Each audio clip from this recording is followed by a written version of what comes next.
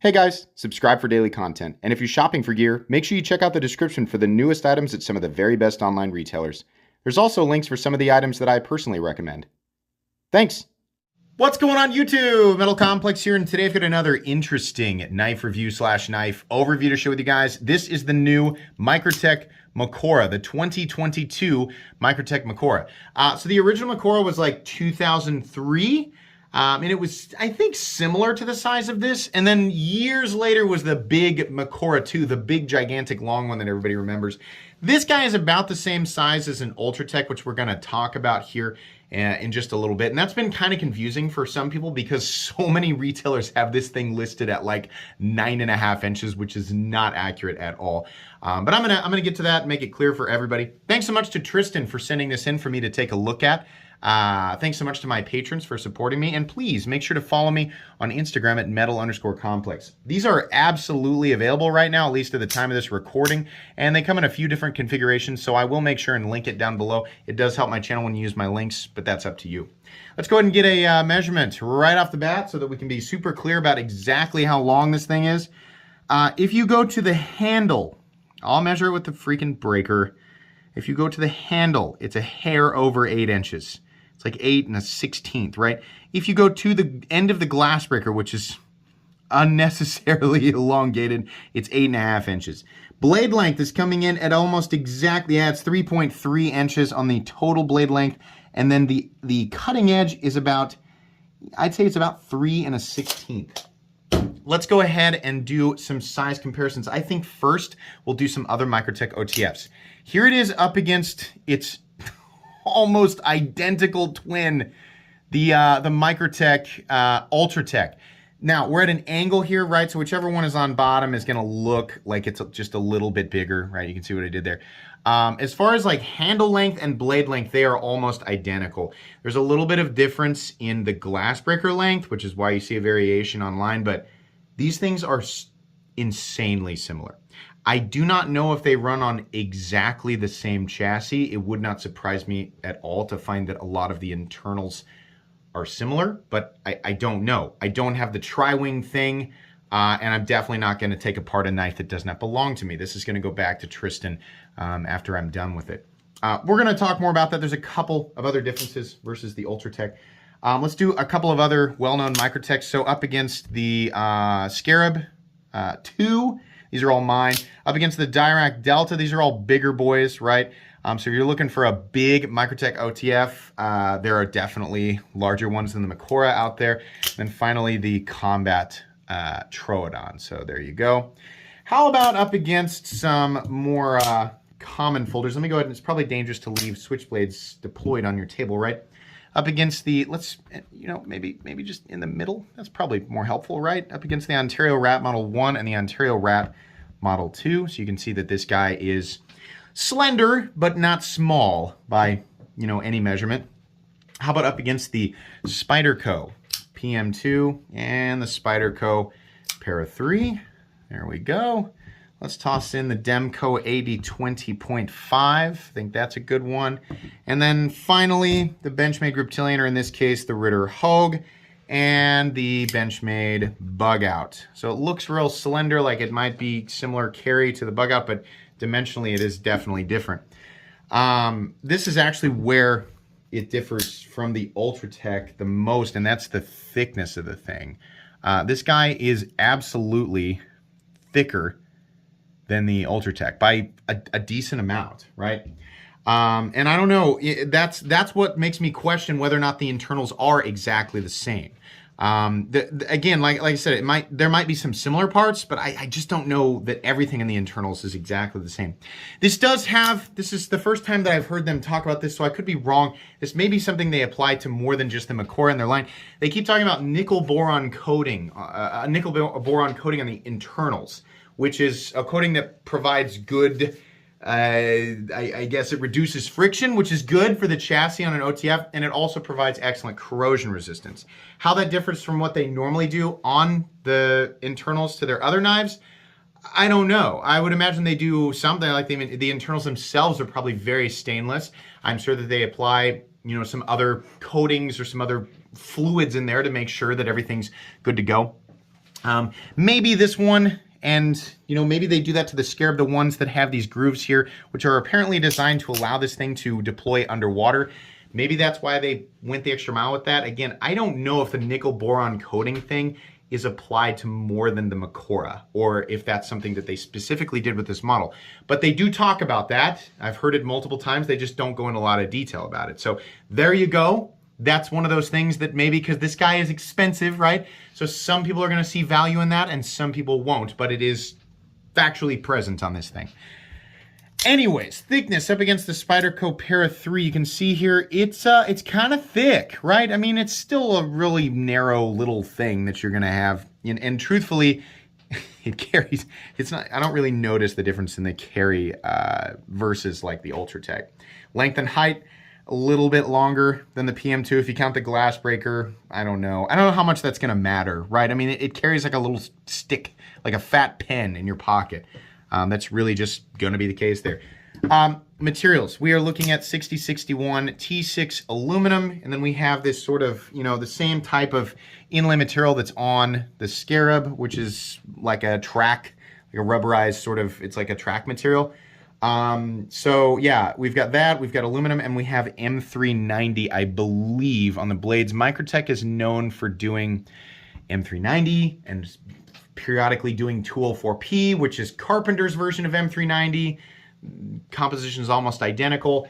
And then every now and then they do some LMAX, which is also a good steel. I don't know that I personally would care either way, but sometimes that's going to be the case. The weight is about 3.21 ounces, so almost perfect ratios.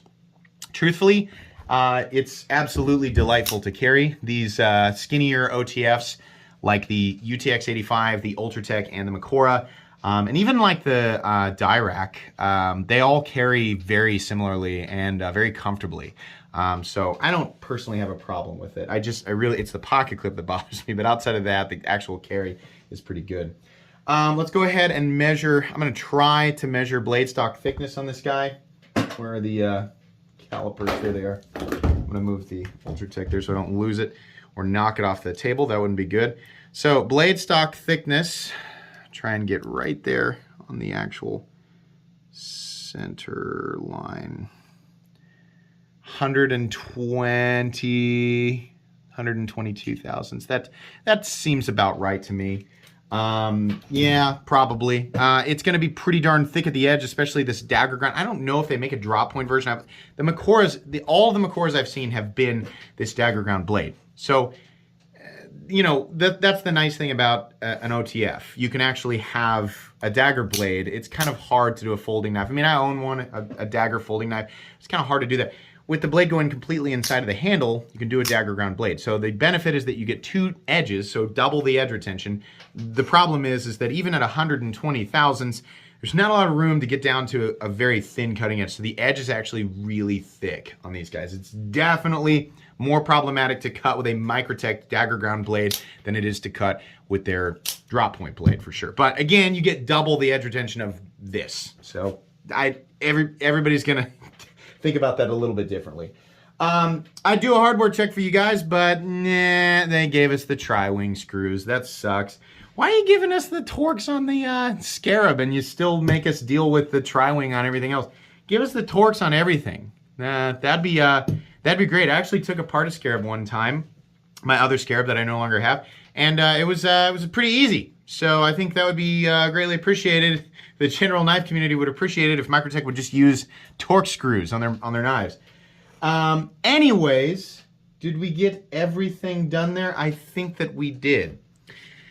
This very much feels like an Ultratech in terms of the action, like the firing action is very similar. There's no difference in the amount of play, like the blade play is very minimal. The feeling of the button and the amount of force, it feels about the same. The handle ergonomics feel about the same. It's a little bit thicker, so it feels a little bit meatier in hand. The pocket clip is still stupid. Sorry. Some people get really mad at me. They're like, how dare you? That is the most tactical clip. That clip saved my life. Okay, I hate it. This is a dumb clip. I just don't like it. It definitely causes a problem, like with continuous cutting. I mean, this is not a knife that I would want to go like work with for 30 minutes at a time. This is the type of knife that, and I know because of how it looks, and people like they desperately want me to review it as like a tactical weapon. No. Sorry. The vast majority of the time, you don't need like a special, like, level 100 Black Ninja clearance to buy this thing. You literally just need to live in a state where it's legal for them to ship it to. You can be anybody. These are available at the most common retailers. You don't need to be military. You don't need to be a ninja. You don't need to be some kind of tactical this or that. No, anybody can get these, right? They manufacture so many of these things. There's a ton of them. The vast majority of people, the vast majority of the time, are literally just going to be cutting open boxes and packages and stuff like that, right? So I'm going to review it as a practical, day-to-day EDC knife, because that's what I mean. When I say vast majority, I mean 99.99999% of people will only ever use this thing as a glorified package opener, right? It's just a tool of convenience. And OTFs make fantastic tools of convenience because of how they operate. I've argued that I actually find these to be safer than regular folding knives. It's harder for a kid. I mean, you shouldn't be leaving these things out on surfaces, but it's harder for a small child to get the blade to come out of a knife like this. In fact, it's hard for some adults to get the blade to come out, right? You have to be pretty deliberate. It's also a lot more convenient to pull the thing out of your pocket, deploy it, make a cut, and put it back in, right? There's not a lot of fuss with it. I think OTFs are, safer and more convenient, generally speaking, than folding knives. Of course, there are a lot more moving parts. There's a lot more parts in general, so that means more opportunities for failure. On that note, this knife, since it's been in my possession, has probably been deployed between 300 and 400 times. I have had one failure, and it was a weird one. Generally, a shot of rem oil, which is what I believe they recommend through Microtech. Don't quote me on that. Check with Microtech first. Generally, a shot of rem oil will clear that up. It has not misfired since then. I have never had my Ultratech misfire, and this guy gets used quite a bit, and it's definitely not a knife that I baby. So I don't know. I mean, it can happen, and if it does, it's the same thing you do with any Microtech. I'll use mine. If you fire it into a surface, no, sorry, it doesn't go through. If you are not familiar with these types of knives, it just sort of comes loose, I guess is what you can call it. You just click it out, and it's good to go again. That's really all you have to do. That aside, though, all of that aside, now you've heard my take on, what OTFs are. This is a very good-looking OTF. And another thing that it has over the general Ultratech is it just looks way cooler. And I know that that's incredibly subjective, but my opinion on the Makora is that it looks way, way cooler than the Ultratech. I love the way that they did this at the top, how they sort of had it come together. I don't know why the blade has to be moved. It's like back and it's over in the corner, which is a little bit weird, right? The part of me that wants everything to be symmetrical, the part that loves the direct delta for being symmetrical, that part is very bothered by the blade being shoved in this corner, but they remedied that well. How they sort of outlined this whole area and then chamfered these edges. I mean, a lot of people are going to reduce this. It's just aluminum. Okay, there's a difference between a flat piece of aluminum you get on like a $70 knife and something like this. There's a lot of work involved with this. This is a lot of intricate machine work, and it looks really good. As per usual with Microtech knives, the fit and finish is essentially perfect. This groove goes right down the center, and that line goes right down the center out to the tip. Every now and then you'll get one with a funky tip or something like that, and that's just kind of the name of the game with a dagger ground blade, but Microtech generally does a good job of it. Even if you don't ever, if you don't find yourself in a scuba ninja situation, I'm just trying to imagine someone who's like, ah, yes, finally, a switchblade I can deploy underwater while I'm doing underwater knife things. what are you doing, right? Okay, if you're a scuba person, I mean, okay. I don't think this is the right knife for somebody who's a scuba diver. I think what you need is a knife that has injection mold plastic or titanium scales. Probably injection mold plastic would be better. And then something like LC200N for the blade, and it's just a simple folding knife. I don't think this is a good dive knife because the internals are still, while they're nickel, boron, whatever coated, I think, you know, even with M390, if you're going to be in saltwater, it's just not the right dive knife, right? And if you're like, well, I only dive in lakes, then all right.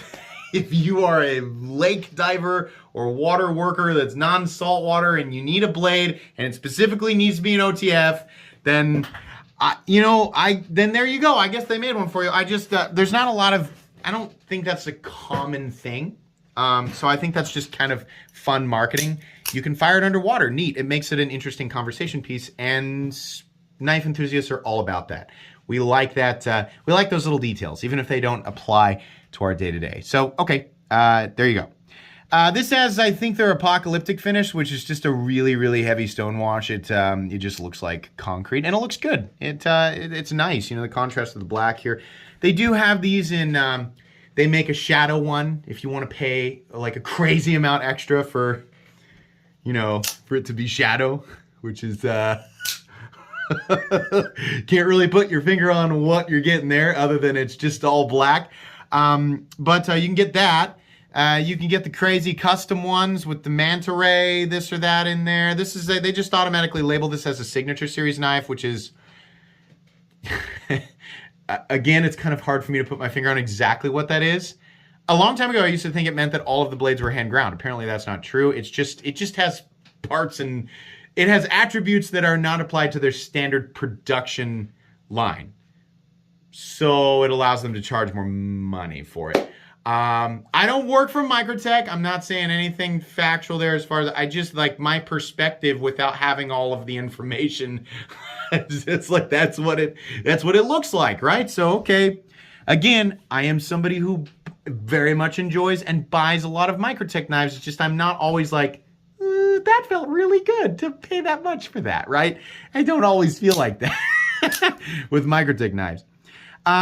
But yeah, it looks really good. As per usual, I hate the glass breaker. I just absolutely hate this. It just everything else about the knife looks excellent. And then we have this freaking weird like little hut like coming off the back of the knife so that you can smash a windshield or whatever, right? If you use a glass breaker on a regular basis, you'll appreciate that. For everybody else, it's just a big thing that hangs off the butt end of your knife, right? It just makes me feel like the knife is halfway through a dump that's just never quite going to conclude.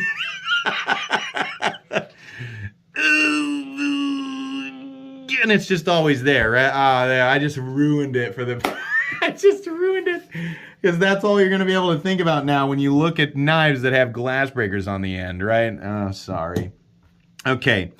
So, yeah, ergonomically, these things are okay. Outside of the pocket clip, they're okay. Choking up on the thing, you're going to have that button right in your hand, and that's definitely going to wear on you.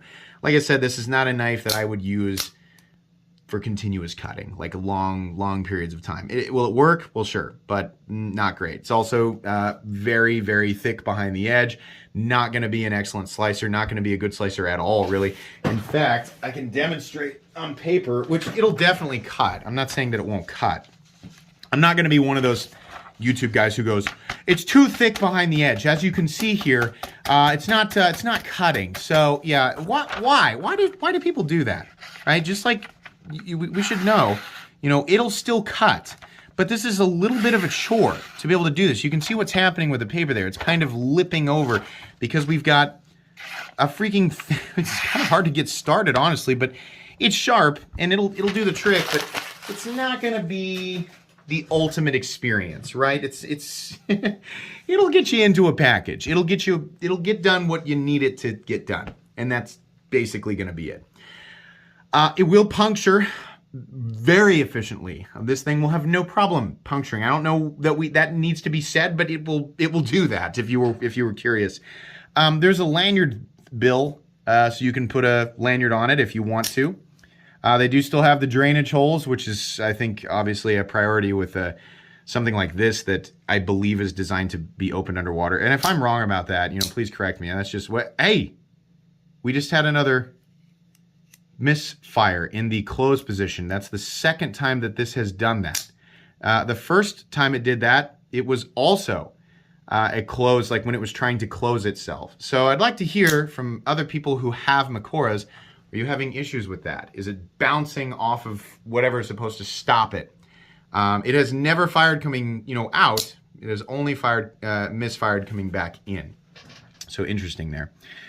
Up here on the pocket clip, as per usual, we have serial number 925 or whatever your serial number is. They're obviously not all that. This was made in May of 2022, has the ants on there, and then we have the signature on there, which is, that's the signature series.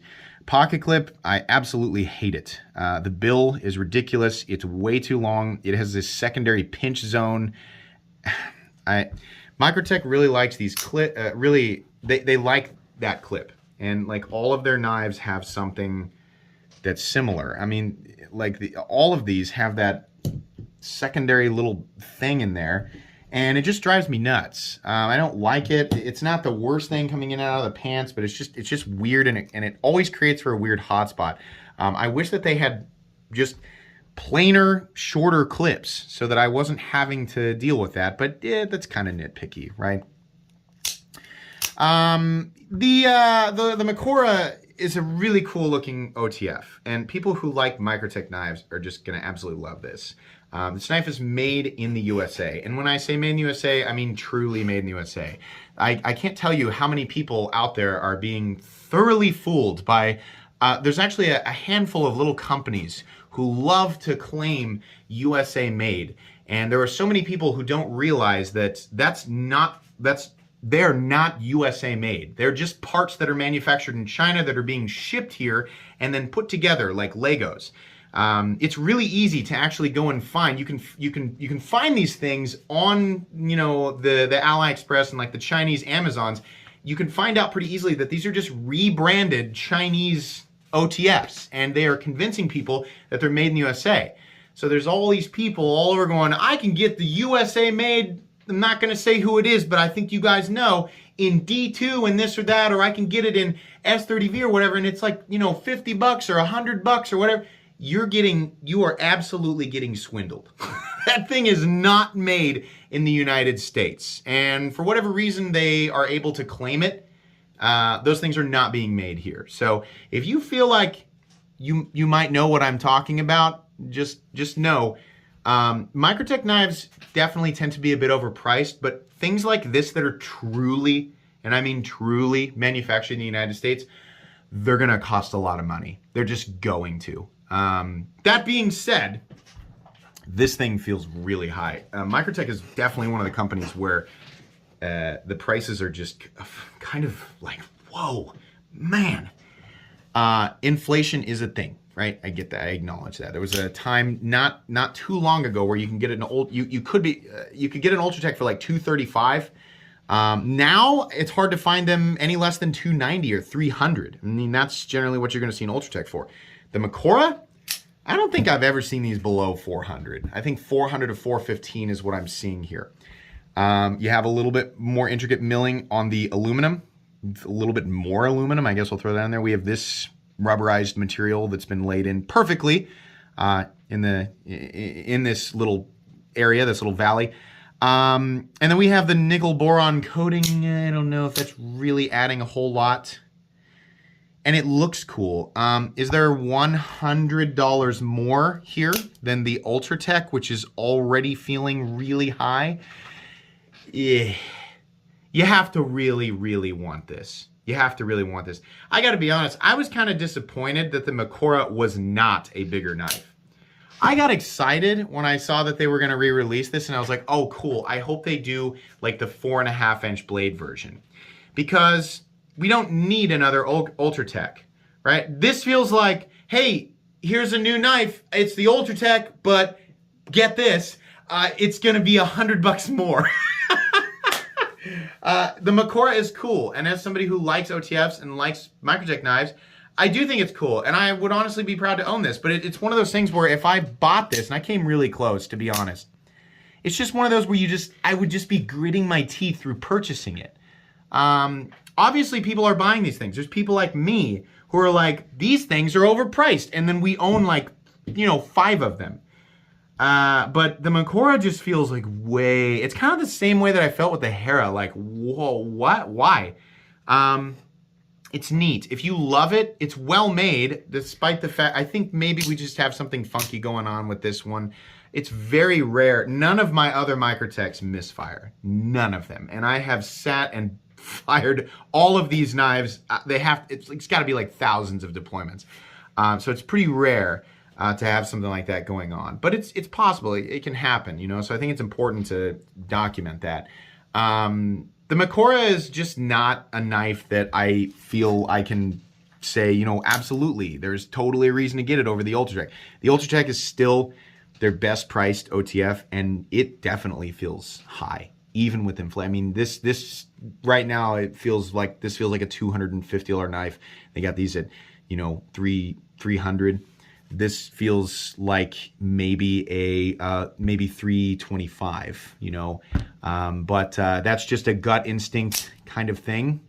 I guess that's the line where I'd be like, yeah, okay, I'm not turning my teeth into powder clicking the buy now button, right? So neat, not a super recommendable knife. Just within the Microtech line, and definitely not like there are other truthfully, the best value, the best value similar sized OTF out there right now is the Guardian Tactical Recon 35. It is really hard to beat that thing. I think those are priced a little bit less than the Ultratech, and they are, in my opinion, they are in every way better. But these are still cool, right? So don't make me feel like you can't buy and enjoy this. It is a cool knife. It's just not I personally was just disappointed, definitely by the price and by the fact that it doesn't bring a whole lot more to the table than the Ultratech. Anyways, I think that's going to be pretty much it. Sometimes after I do a review, I get this feeling like I definitely made a lot of people mad. And this feels like that kind of review. I feel like it is inevitable that the comment section is on fire with a few things that I said here. But hey, welcome to my channel. I'm going to tell you what I think. Please make sure to follow me on Instagram at metal_conflicts. If you enjoyed this video, leave a like. If you'd like to check out my other content, I do, of course, have lots of videos of knives that are either expensive or inexpensive that I do or don't like, so check those out. And if you enjoy all my content, go ahead and click on that Metal Complex logo right there and subscribe, because there's definitely more coming. Thanks again for watching, everybody, and have a great day.